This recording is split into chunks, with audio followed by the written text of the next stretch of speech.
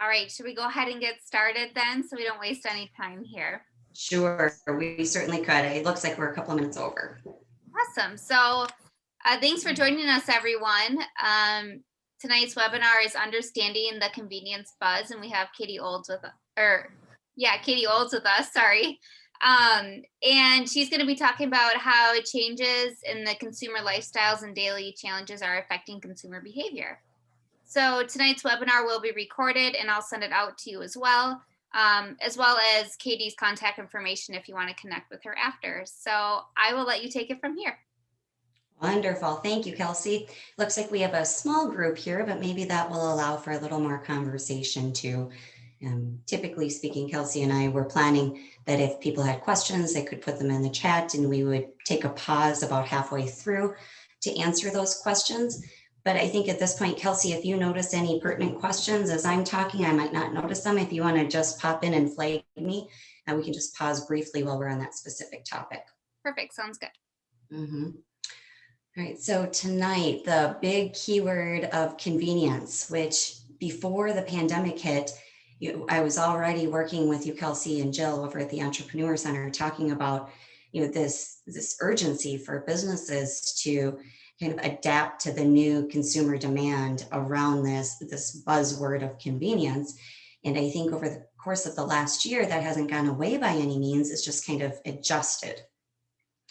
So tonight, I'm hoping that we can take a little bit deeper dive into, why is it important to provide a convenient experience to our customers? What's driving their demand for that?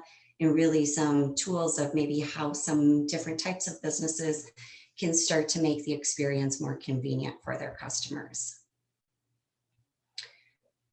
And this isn't just happening here in the US by any means, it's happening all throughout the world. We think about some of the products that we're consuming.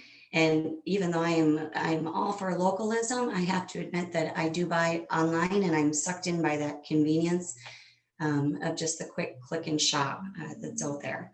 So for some of our small businesses in the Madison area, we have to start raising the question of how do we continue to be competitive in this global changing world where the need for convenience is sometimes overriding other things such as even cost.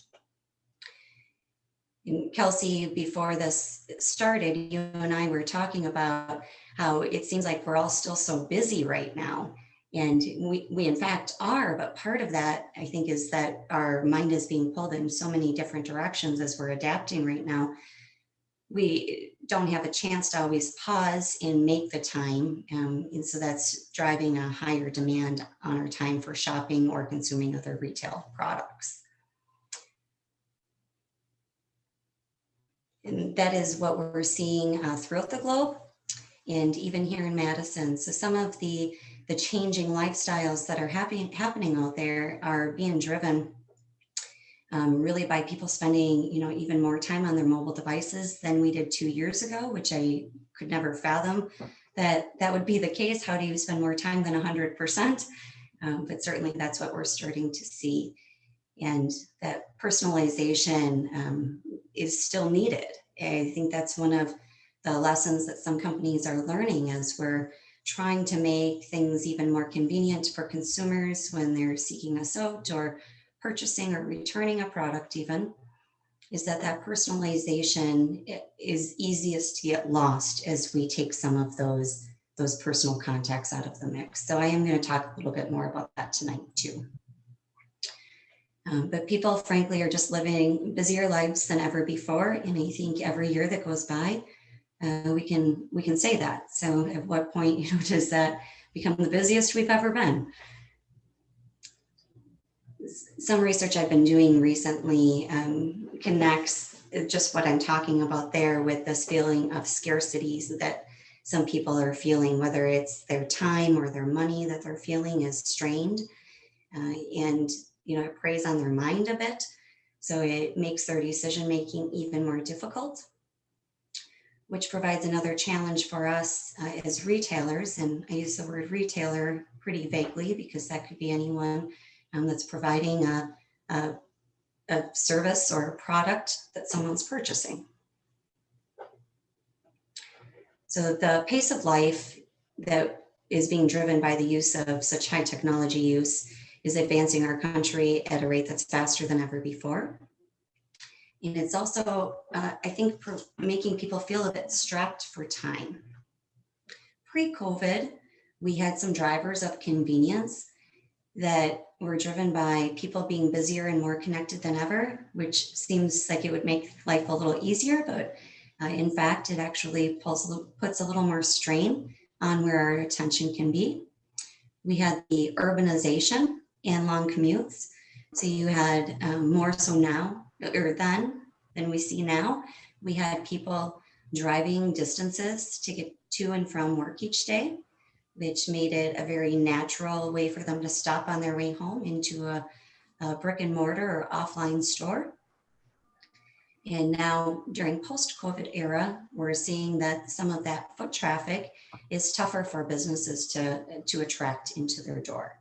So the question, and I'm going to ask a lot of questions tonight, because I'm hoping that, you know, even though I can't provide all of the solutions around the topic of convenience in an hour, hopefully I can bring some questions up that help us think through our business models that we're working with.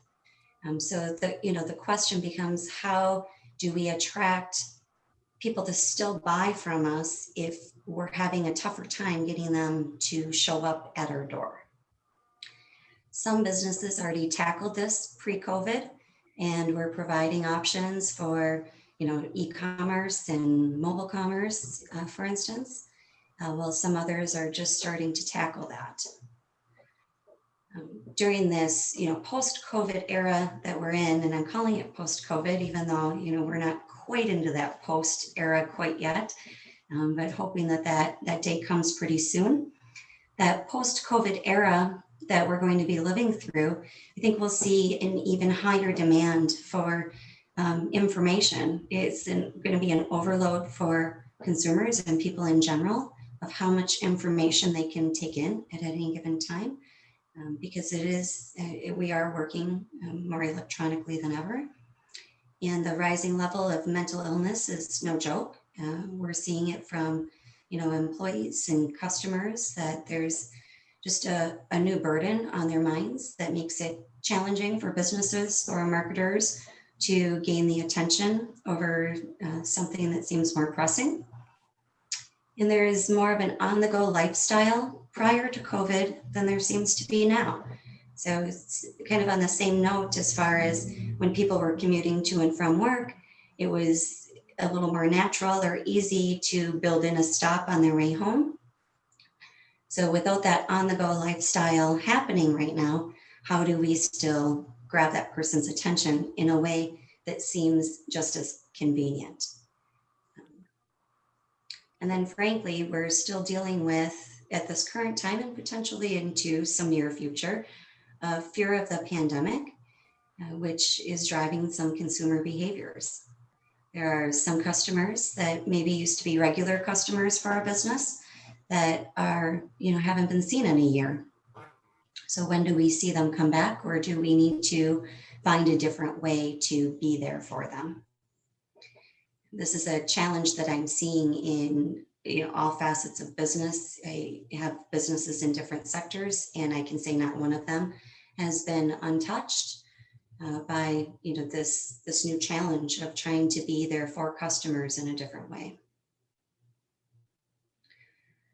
So when we talk about convenience, I'd be remiss not to talk about convenience stores. C-stores have had, you know, a leg up on some of the others maybe in providing that seemingly convenient experience. But, you know, working with this industry so closely over the last, probably 8 years now, I can say that, you know, they're going through some of the same challenges that we're seeing other retailers go through as well. In their case, they're finding themselves competing with companies that maybe weren't competitors before. I mean, for instance, if you remember 15, 20 years ago, if you were to draw a map or draw a diagram of competitors for C-stores, you wouldn't have maybe imagined that, you know, quick grab and go meal providers would be a competition for a C-store. but they are today. I mean, convenience stores are now competitors to fast food and quick service restaurants. So I think as we're going through this process in this post-COVID era, we're going to have to, as businesses, reevaluate who is our competition and be able to look for opportunities that are still out there. So with convenience stores, one thing working in their favor, and I think maybe we can draw some insight from, is that they are predicted to grow faster than any other offline retail over the next 5 years. And part of that is because it's that quick in and out as we start to return to, I don't want to use the word normalcy because I don't know that that's appropriate here, but as we return to a different behavior of, shopping in retail more often, or seeing more people shopping inside retail, we may find that there's more of a focus on, how quick you can get in and out, and, how sanitary the place seems that you are shopping or dining.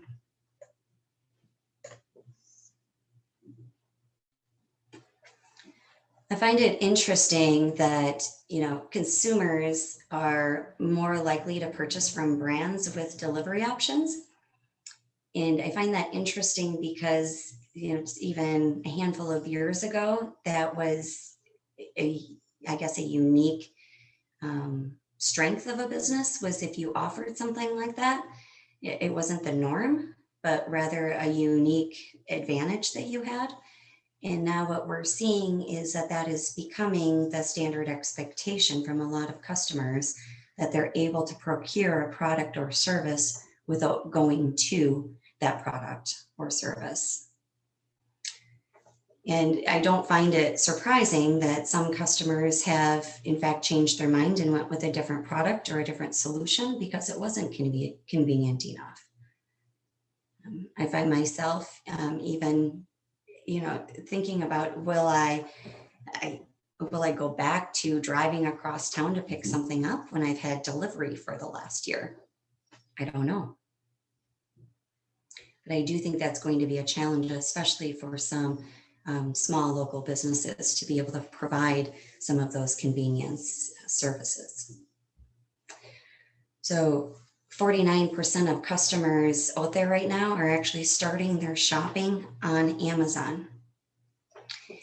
And whether you're a localist or not, I think you can still look at this and wonder, how will the local business fit into that model?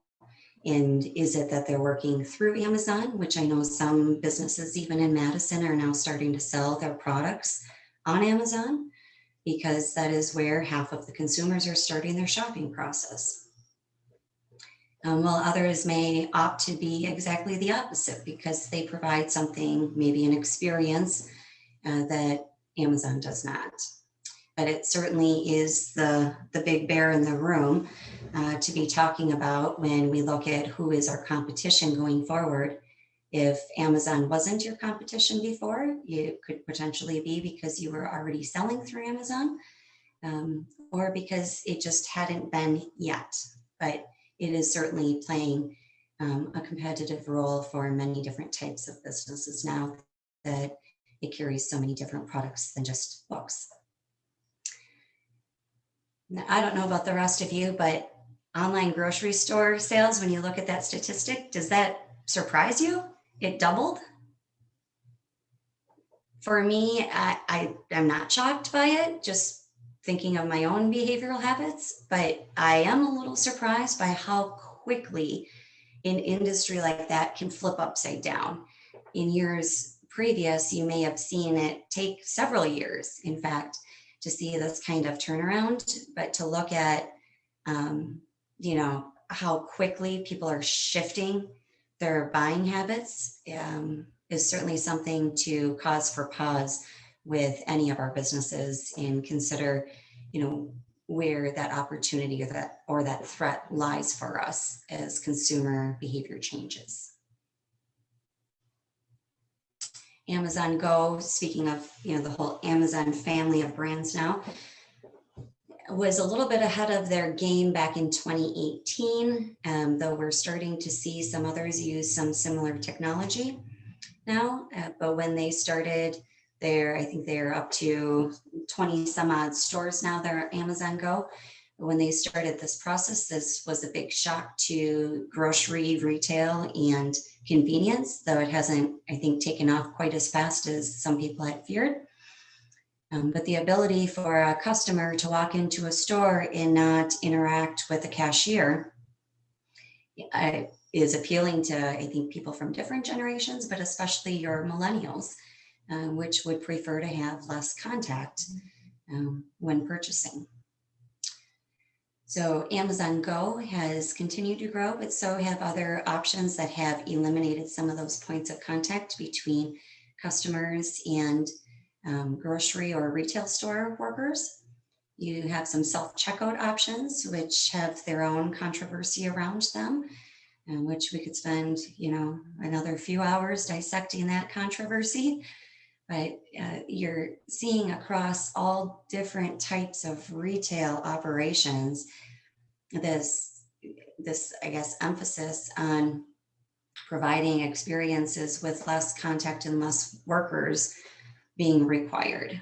So it comes across providing the value of convenience to a customer, but at the same time, is eliminating some of the labor costs that company is also incurring as well. So Amazon Go is just one of the many different examples that we could share of that. And then we talk about, jumping a little bit further into, I'm going to talk about food and a couple of other sectors. When it comes to food, how's it become more convenient to get your hands on, that tasty pizza that you wanted, or the sushi that you would normally drive down, 10 miles away to go sit at a sushi restaurant. What are you doing today? Well, yes, some people are still driving across town and partaking in that, but there's a large number of our customers that we could potentially lose if we're not looking at ways to get the product to them. So for food, some of the market drivers have been Grubhub and Uber Eats. Eat Street is very common in the Madison area. Not every company is set up yet to work with a delivery service, and nor will they all likely go that direction. But it is something that is certainly causing customers to consider other options, even if they were a regular customer of a specific restaurant or grocery store in the past. There's the continuous debate over convenience versus value, which we'll dive into a little bit further tonight. Self-checkout it has been very prevalent as well, even for those that aren't necessarily doing delivery. You see a lot of self-checkout, mobile ordering, and curbside happening. With the curbside, curbside is probably it is in fact the most common option that people are shifting to right now that used to shop in a store. So curbside is certainly prominent, and food pickup for restaurants. If you've pulled up in front of any more national chain restaurants lately, and even some of the local, you'll start to see pickup parking stalls that are right next to the door to make that even more convenient. Delivery through their own apps isn't as common right now as going through more of these third-party apps that we're seeing. I've seen some companies create their own mobile platform or e-commerce site that allows them to hire their own delivery drivers. And that it certainly exists out there for someone that has the capacity to do that. But for some of the small businesses that are wondering how they can continue to compete in that space, there are third-party apps such as the ones listed on the screen. Now, they don't come for free. Not many tools as a business do. So really it's a matter of building in those costs to your retail price, or finding some other way to justify that expense while making sure to continue to grow a profit margin and not put ourselves in an unsustainable space trying to compete. Interestingly, 94% of millennials already use their smartphones in restaurants, bars, coffee shops, and similar retail locations. So it's not surprising that they're even right now asking for companies to provide options for ordering from their mobile device when they're even at the restaurant. Looking at transportation, options that are out there, those are definitely driven by convenience as well. I remember trying to hail a cab after leaving an airport years ago, and no longer. I've got an app. I can pull it up as I'm walking out to the curb. And depending on which market you're in, it may be a variety of different transportation services that are now available. But these are some of the most common that are capitalizing on that need for convenience for customers. It's, what is it today, negative 10 degrees in Madison, Wisconsin. And do you want to walk 6 blocks to your car or have an Uber waiting for you at the door? Looking at more of the retail space, in this case, by retail, I'm referring to more of the shopping. We're finding that, aside from Amazon that we've talked about at length already, there's a whole nother hybrid that's happening out there. If you're familiar with the term BOPUS or BORUS, so you're buying online and then picking it up in the store, or in some cases, you might have it shipped to you directly, but if you need to return it or exchange it, you're taking it in somewhere like a Kohl's or other retail location, FedEx, UPS, to ship that back instead of having it picked up at your door. So there are a variety of models out there already that are sort of a hybrid between that deliver to your door and the old brick and mortar shop in the store. So for some businesses, that provides that nice middle point for them to not be incurring the cost or the logistics of getting it to and from a customer if they need to return, but rather having a convenient location for them to return a product and have it shipped back to them more efficiently. Same day delivery is something that is growing across the globe. Interesting fact is that 51% of global retailers right now offer some form of same day delivery. Now, as an owner of small businesses in Madison, I have to say that I don't know how I would compete with that yet. I'm still trying to figure some of that out. If I'm trying to sell a retail product that would need to be picked up or shipped, and the freight costs and the same day delivery, how do you remain competitive versus some of the rates that those companies are working with on a global and even national level? It's challenging, no doubt about it, but it is a challenge that I think needs to be addressed. I just purchased, Rochelle, you and I were talking about Decca a little bit ago before this started, and I found some candles recently online that were using beans and cream coffee grounds to make these delicious smelling espresso candles that a senior in high school, a Decca student, had started this little business in Sun Prairie. And I was trying to get my hands on this and had no way of getting this particular scent shipped to me. So I was fortunate to have a friend go out and pick those up for me and actually ship them, but that wasn't exactly the most convenient process either. So without having a real, emotional attachment to a product, it would be tough to get someone to go to that length to pick up the product or arrange some way to get their hands on it. Now, imagine those 51% of global retailers, though, that are offering same day delivery. They may be charging more, the cost might be more, the product might be lesser of a value, but they're still able to grab those sales because of the convenience that they're providing.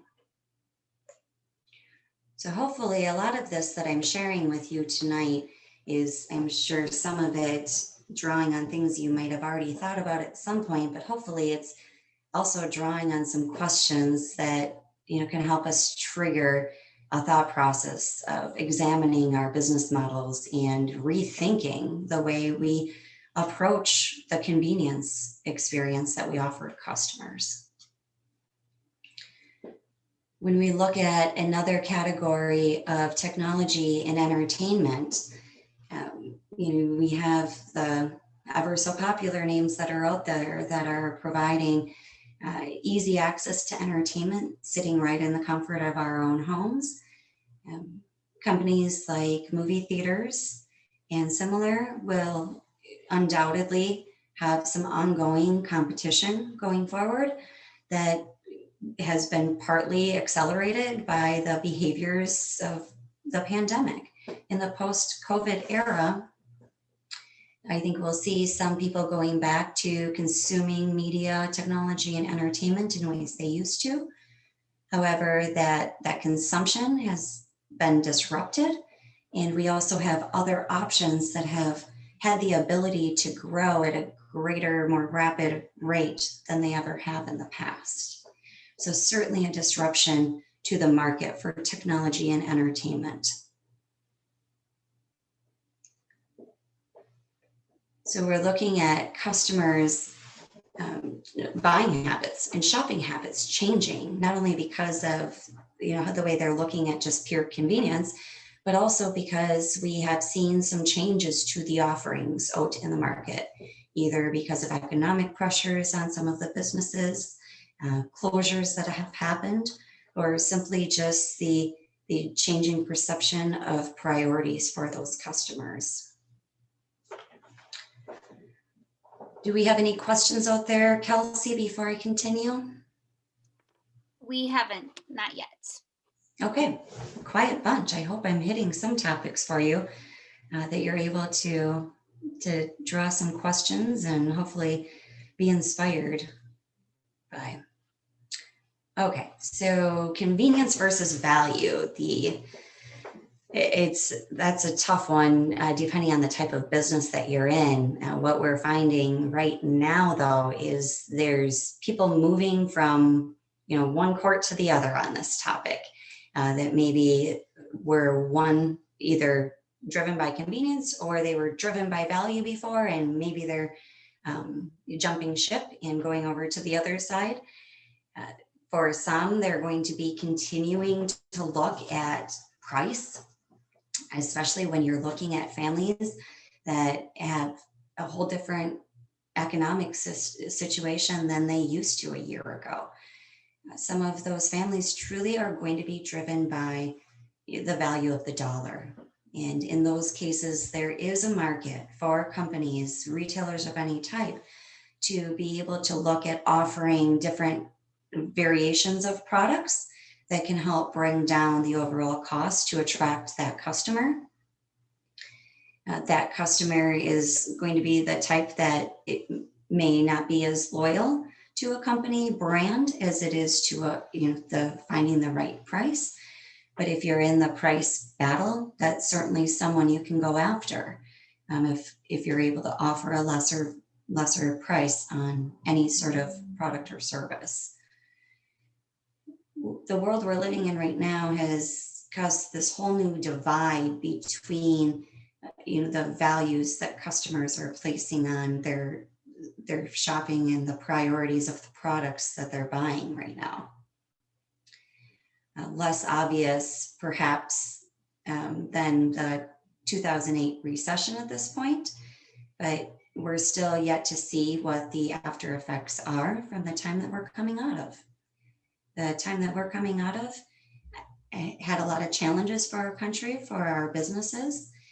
At the same time, there are whole new opportunities for businesses to be able to provide different types of experiences, rebirth different products or services that they're offering, and really be able to steer their business into a different direction, which is never a bad thing to do when you start to see a need for either increased sales or decreasing expenses or just adapting with the times and the consumer needs. So if anything, I think right now is a great time for us to be able to reflect on what we've seen as trends over the course of the last couple of years, pre and post, and also be able to just give ourselves a reality check of asking some of the questions of, does my product or service still make sense today? Does it still make sense tomorrow? And being able to pivot potentially now before losing opportunities in the future. So that, going back to that customer that is more price driven, excuse me, certainly that's what's going to drive them. However, you have the convenience oriented customer as well. And that's a whole different ballgame. That the market is wide open right now with different companies attempting different strategies to attract this convenience customer who used to be the customer of the store or the restaurant down the street and is now looking for other options because they haven't had the convenience built into that process that they maybe have with other shopping and buying processes that are in their lives. So a convenience oriented customer is not going to focus as much on that price. It may need to be in the ballpark of another product that's of competition just to attract them to even consider it and look at that as a buying option. But a convenience oriented customer is going to be more likely to buy a product that costs a little bit more, but costs them a little less of their time. So think of the pendulum being time versus money in many cases when you're thinking about the difference between value-oriented customer, so the price sensitive, or the convenience-oriented customer. Your value-oriented customer is the one that's going to be attracted to different discounts that you might be able to offer. They're going to be willing to look at lower price in total. Your average ticket price is going to typically be lower with this type of customer than your convenience-oriented customer. So some people who spend money to save time are actually happier than the opposite group. But the same can be said in the reverse. It really just depends on what your customer's priorities are. There was another workshop I did a few years ago where we looked at making avatars of who was our target customer. So you could almost narrow it down to the psychographics and the demographics of this person, and almost paint a picture of who you were going to target with your marketing messages and when you're working on your pricing strategies and considering what products and services you're going to morph into or start to provide in the future. And a lot of that's those psychographics and demographics are maybe changing for some businesses, but the fact is still there that we have target customers. The target customer may be a different type of customer now than it was a year ago for some businesses, but this is a good opportunity to, again, reevaluate who is our target customer, what drives them, what's impacting their lifestyles, and how can we meet those demands. So in the beginning of this, we were talking about, why is convenience important? And I think we've addressed that. And we've talked about, why customers are demanding it more than ever. We've talked about, how some companies are using different technology tools to be able to meet that demand, while others aren't. And, also talked a bit here about the different types of customers when it comes to that debate over, price and value versus the value of convenience. So millennials, interesting here, and I talk a little bit more about them because this is a generation that fascinates me right now because it's providing such a pressure on retail markets with their spending power increasing, but they would prefer not to get in a car. A lot of times this generation would prefer not to have to walk into the store if they don't have to, if they can have it brought to them.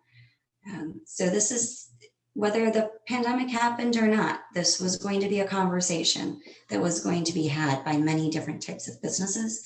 We've just seen the need for this conversation and the need for evaluating our business models accelerated at a great rate. So looking post-COVID, we've seen so many different types of delivery options. And by delivery, I'm using that term a little vaguely, just meaning how do we distribute or deliver our product or service to get it to our customer. We have, the true delivery options that are coming out now, but we also have just simplified processes now in place so you can order ahead and spend less time picking up your food or your shopping products while you're out there. Aside from, those, we also see many retailers adopting, as we talked about, the BOPIS or the curbside pickup models. And this has been highlighted, I think, and adopted more quickly by consumers because of their time being spent at home. I think as employers, we're also seeing this demand from our employees of, how do we fit into their new lifestyles? We're going to see a lot of businesses that went remote, potentially staying remote, or having some sort of hybrid option out there. So it's not just in the consumer retail consumption world that we're talking about this demand for convenience and meeting the customer where they are. But I also think that we're going to see that from more of the HR and employment scenarios for our entrepreneurs and small businesses. And we'll continue to see consumers trying new shopping behaviors, trying different ways of getting those products into their hands as we move forward. Some simple solutions for your micro businesses, instead of being able to offer the whole gamut of curbside and same day delivery, is simply providing a list of your inventory on a website. I can't tell you how many times I've tried to buy local from a business and the process was so cumbersome that it really took an effort for me to do that again and again from some of them. And I look forward to the day that some of them provide a list of their inventory on a website, hopefully to purchase it right there, but at least to be able to view it when I call in an order for pickup. Because some of the consumer behaviors we've been seeing build over the course of especially the last year, they're not going away overnight. And for some businesses, they can hope and pray that things will get back to what they call normal. Tomorrow's normal is not going to be yesterday's normal. So as businesses, it's really up to us to look at our model and make sure it fits tomorrow's consumer. And with that, I'm going to open it up for any questions that you may have. Any questions yet, Kelsey? We don't have any in the chat yet. Okay. But if anybody wants to turn their mic on and ask questions, feel free to do so. Otherwise, you can put it in the chat. I don't see any voices. Yep. I have a question. So for the transportation, there must have been some impact from COVID. I mean, not that it was increased, but there would be a decrease in people getting into cars of strangers and traveling, right? Yeah, I think absolutely. I have not done enough research into specifically the transportation sector to tell you exactly, what that change was for each company. But I would suspect that you're correct in what you're saying, and what I've just witnessed, even working with businesses that use some of the same drivers for delivering their products, is that some of those drivers have diversified what they're transporting in order to continue to make the same number of trips or income that they used to. Oh, thanks. Mm-hmm. If you've ever noticed some of the same vehicles being used to deliver your Amazon as your Grubhub as your Lyft service, that's what's happening, I think, is I've seen some people with just unmarked cars say they're Mhm. delivering packages, whether it's Amazon or not. I'm not sure, but they are Yeah. delivering packages. Yeah. Yeah. So I think the term transportation could widely be, providing transportation to people or transportation to product. I guess another spinoff of that would be this talk that I'm following. I don't know enough about it yet, so I don't want to speak too much on it, but the use of drones coming up for delivering products as well, which has been demoed in a couple of markets, but I have not seen it widespread yet in our country. Now, looking at this image I have in front of you right now, did you ever imagine you'd be eating in a plastic bubble when you were at a restaurant? I mean, no one could have predicted this sitting back 5 years ago. None of us most people, I guess, the large majority could not have predicted this for when we're walking down our streets. Yet this is exactly the sight that we're seeing in so many cities across our country and across the globe at this moment.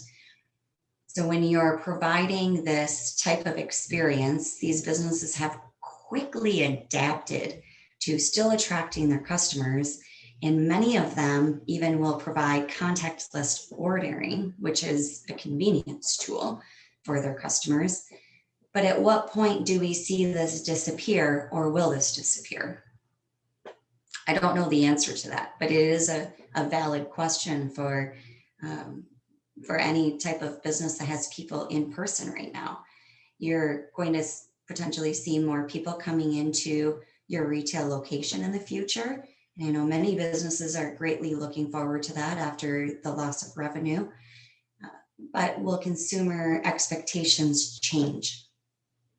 Will they be looking and examining the process of sanitation and thinking a little bit further about what types of restaurants and stores that they frequent? I do think that that's an honest concern that some businesses could have, and now may be the time to be addressing some of those weaknesses if there are some. For myself, I can say when I love the best dive bar in the world to grab a burger at and relax on a Sunday or a Saturday after a Badger game. But I personally will continue to patronize some businesses, but really consider my expectations of cleanliness in the process a bit more than maybe I used to. And I hope that, other business owners can consider that in their planning for 2021 and 2022 at this point. So some of the values have certainly changed. The availability over affinity, and how many times can we run out of toilet paper in this country in 1 year? But the availability issue led to also people trying different products, different brands, as different products were not available. It also forced many manufacturers and retailers, anyone in the distribution chain, to examine, how secure their distribution channel was and their availability to increase or decrease production, and what sort of time to table does that have. We saw impressively a great movement towards localism over the course of the last year, and I think this is something that we've seen spikes of it over the last couple of decades. And we're talking about a lot of Madison and Dane County or contiguous counties at the time. And this area has been widely recognized for having that sense of localism already. And we're seeing that re-energized with everything that's going on.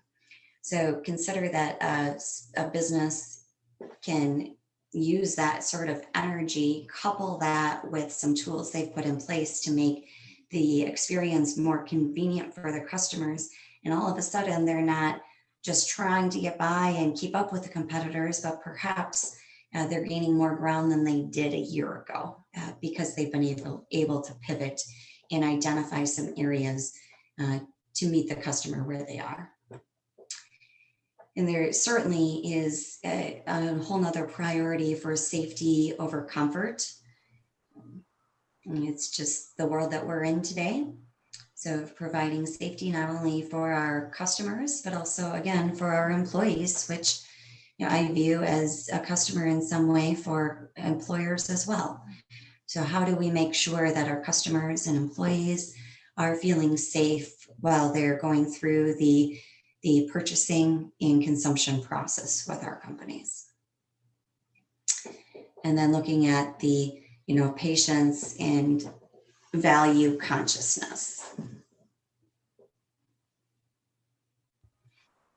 So hopefully through the course of this evening, I've been able to bring some new information to you, or at least maybe a new view on some of the topics that are out there, and helped you to, ask yourself some questions about what are we doing well and what could we do better to be where the new consumer is going to be as we're going through this year and the future years. Okay, can you repeat number 5? Is it patience and value consciousness? What sort of patience? Let me go back up.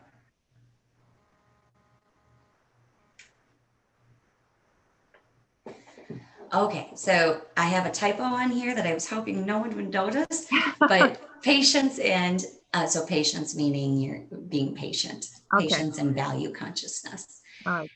So really that goes back to that convenience versus value.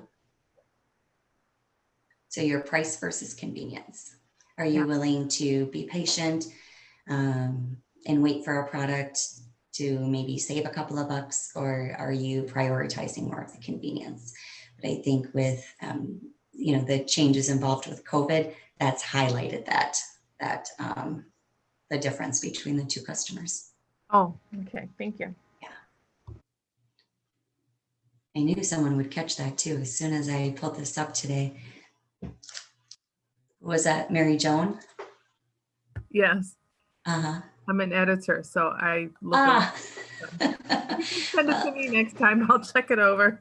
I certainly will.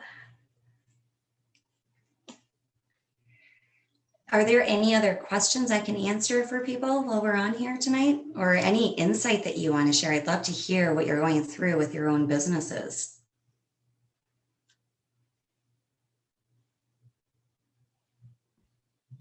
Hi there.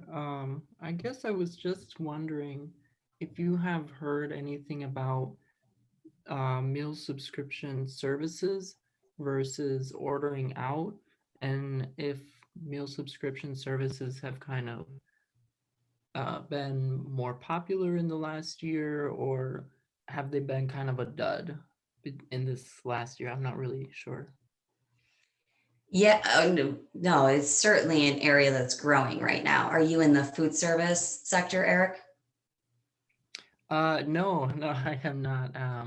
Just a student here right now at Madison College, and so I just got an email about this, so I thought I would kind of join in. And so yeah, this is my first time here Okay, at well, the welcome. Entrepreneurship Center. That was the type of question I would typically hear from someone that is from the food service industry, is just the reason I ask that.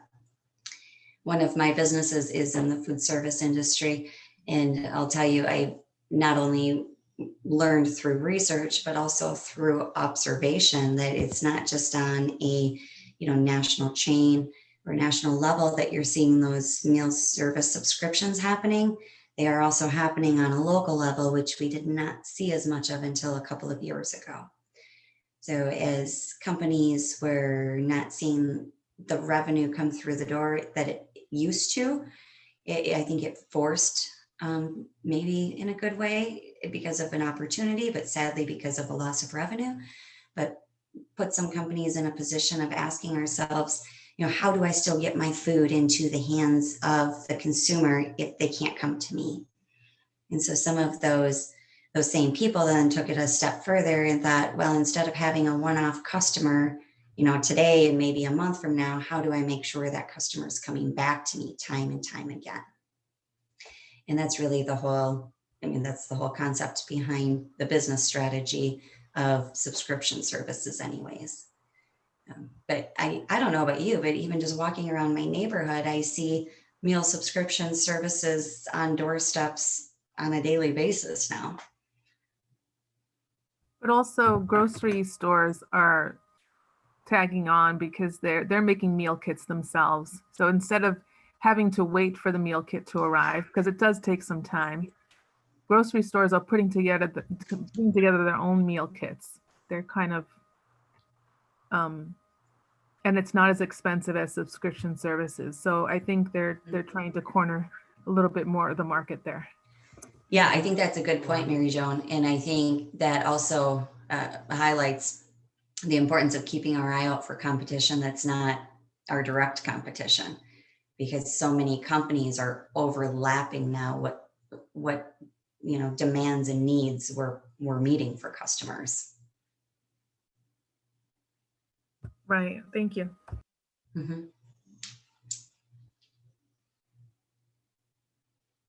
Well, it's been a pleasure talking with all of you tonight. It looks like Kelsey might have just chimed in, so I'll let her say a few words here before we end this. But I'm happy to have a conversation with any of you if you want to talk about some of this a bit further, or just have some questions, or want someone to ask you the hard questions about a business. Yeah, it's definitely safe to say that convenience is key and will continue to be in years to come, for sure. So thank you for sharing how small, locally owned businesses can still compete with the large, somewhat daunting other companies out there. So thanks for joining us, everybody, tonight. And thanks, Katie. You had some really awesome things, and it really gives a different perspective in everyone's mind of maybe how to order something different or how to move forward as a consumer as well. Thank you. Thank you. So thank you, everyone. I will send out a recording of this and Katie's contact information as well if you would like to reach out. Great. Thank you. Have a good night, everyone. Thank you. Have a good evening. Thank you. You Have too. a good night. Thanks a lot. Bye-bye.